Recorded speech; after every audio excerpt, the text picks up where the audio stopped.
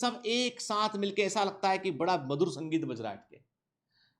ठीक है, ड्रम भी बज रहा है उसमें, के उसमें जो है वो आपका हारमोनियम भी बज रहा है उसमें, तमाम तरह के इक्विपमेंट बज रहे हैं उसमें, लेकिन एक मधुर संगीत। तो हमारी ह्यूमन बॉडी में ऐसी है कि there is a different kind of endocrine gland. उन सबका जो म्यूजिक है, ऑर्केस्ट्रा जो है उनका मिलके जो म्यूजिक है, उसका संगीत जो है वो सक्सेसफुल मेटाबॉलिज्म है, successful development, growth and development है। आप देखते हैं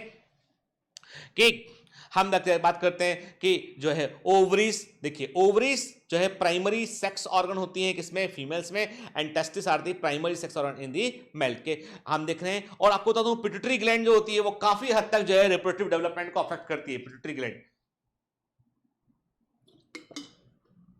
हम एक एक हार्मोनल एक्शन को बड़े ध्यान से समझेंगे, यहां पर पढ़ेंगे यहां पे हम के। तो हमने देखा कि मेल और फीमेल बॉडी में व्यापक परिवर्तन आपको यहां पर देखने मिलते हैं आपको के। अब यदि मैंने आपसे कहा कि यदि हम एज की बात करेंगे, प्यूबर्टी का एज क्या होता है, तो मैंने कहा ना प्यूबर्टी का जो एज है वो मैंने आपको बताया ना कि वो आपका 9 से लेकर 19 तक, मतलब एक पूरा का पूरा स्पान होता है जब पूरा डेवलपमेंट चल रहा होता है। ठीक है, मैंने कहा कि 8 ईयर की से लेकर जो है वो 13 ईयर्स की एज तक जो है वो कभी भी इस दौरान जो है वो ब्रेस्ट का डेवलपमेंट, ब्रेस्ट का बर्डिंग ऑफ ब्रेस्ट होता है, ब्रेस्ट जो है वो इवॉल्व, वो इरप्ट होना शुरू होते हैं, डेवलप होना शुरू होते हैं। ठीक, फीमेल्स की बात करें हम के, फिर प्यूबिक हेयर का डेवलपमेंट जो है शुरू होता है के, फिर फिर जो है वो एकदम सडनली 10 साल से लेकर जो है वो 13-14 साल की उम्र तक सडनली लड़कियों की हाइट बढ़ना शुरू होती है के। फिर 10 साल 11 साल या 12 साल की उम्र में कभी कभी जो है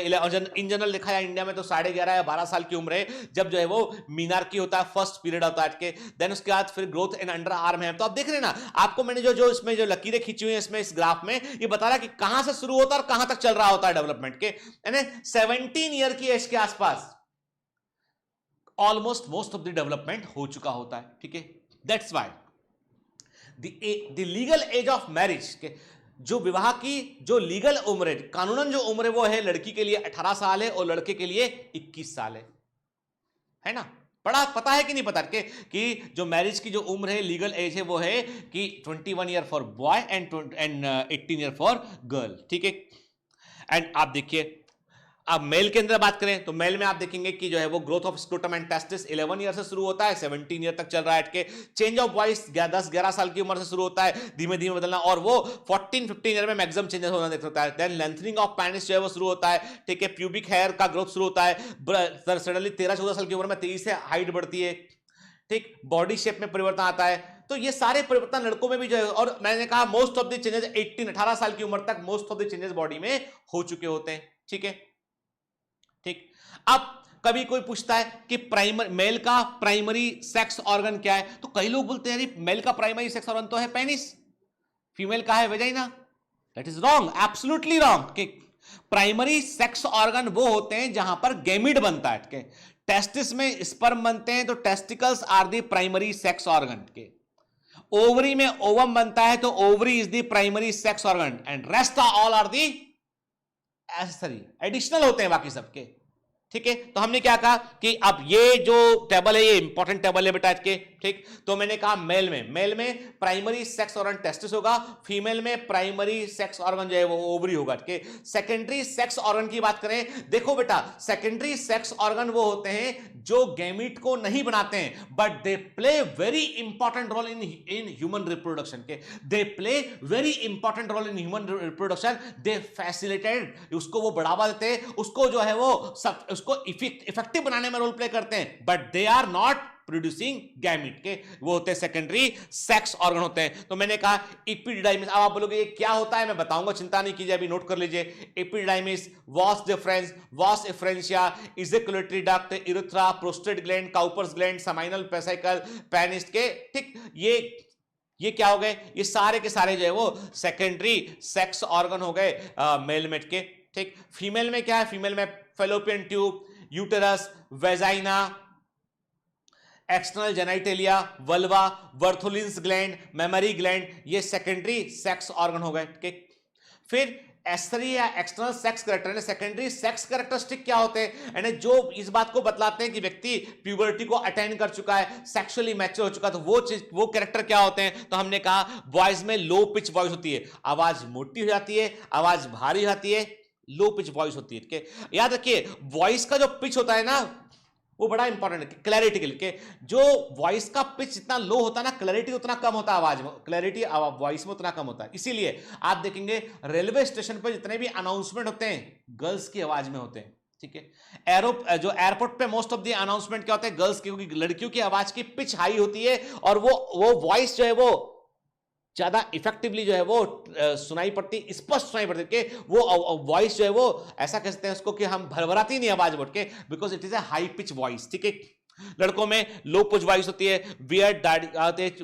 कंधे चौड़े आते हैं, मूछें आती है, मुस्टेक्स आते हैं, हिप नैरो हो जाते हैं, ठीक है। और जो है वो ब्रीथिंग बाय मींस ऑफ, अब देखिए सिंपल सी बात, अब आप बोलेंगे सर इसका मतलब क्या, ये थोड़ा सा जो है वो बॉडी जब ग्रो करती है तो बॉयज लड़के जो है थोड़ा सा सांस लेने में वो उनकी जो सांस है वो थोड़ी सी स्लो मूवमेंट में होती है, कि जो रेस्पिरेशन रेट जो है वो स्लो होता है, ठीक है, क्योंकि बेसिकली वो अब हालांकि ये कोई बड़ा परिवर्तन, ये कोई बहुत बड़ी ऐसा कोई इसके पीछे फिनोमिना नहीं, परंतु ऐसा कहा जाता है कि द बॉयज जो मेल होता है उसका मोस्ट ऑफ द जो ब्रीथिंग है वो डायफ्राम के थ्रू होता है, ठीक है।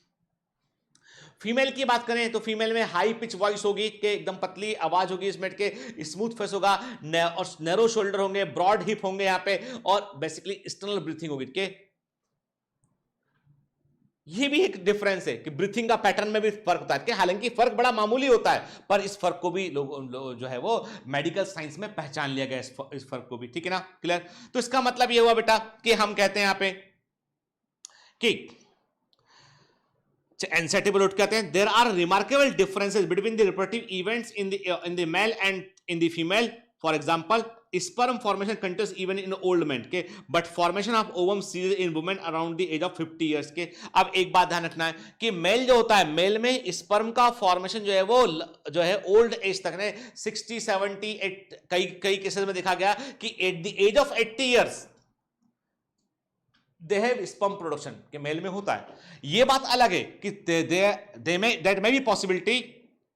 कि they are not able to perform the sexual activity, they are not able to perform mating at the age of 80-85 year, but testicles में sperm तो बन रहे होते हैं के, और वो sperm जो है वो यदि उनको हम जो है वो जो है उनको हम ले लें हम के, तो आर्टिफिशियल इंसेमिनेशन करा लें हम आर्टिफिशियल तरीके से, तो वो व्यक्ति पेरेंट बन सकता है, ठीक है, ठीक। यदि जो सेक्सुअली फिट जो लोग हैं they can perform sexual reproduction even in old age, के, परंतु फीमेल्स के केस में ऐसा नहीं होता। फीमेल्स के केस में तकरीबन 50 वर्ष के आसपास जो है वो मीनोपॉज आता है, और आफ्टर द मीनोपॉज जो है ओवरी जो है दे एग्जॉस्टेड, उनके पास अब ओवम नहीं बचता है।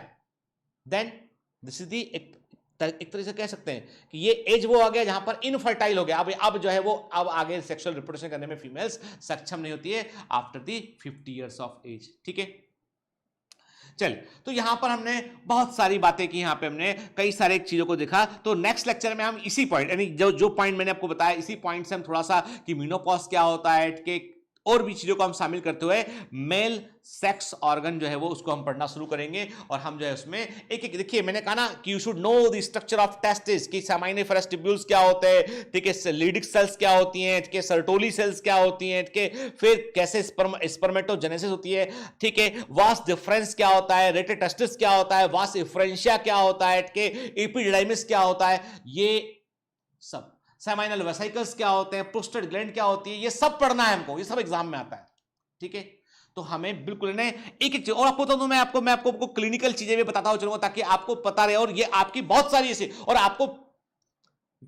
मैं कह रहा हूं आपसे कि if you have certain query about anything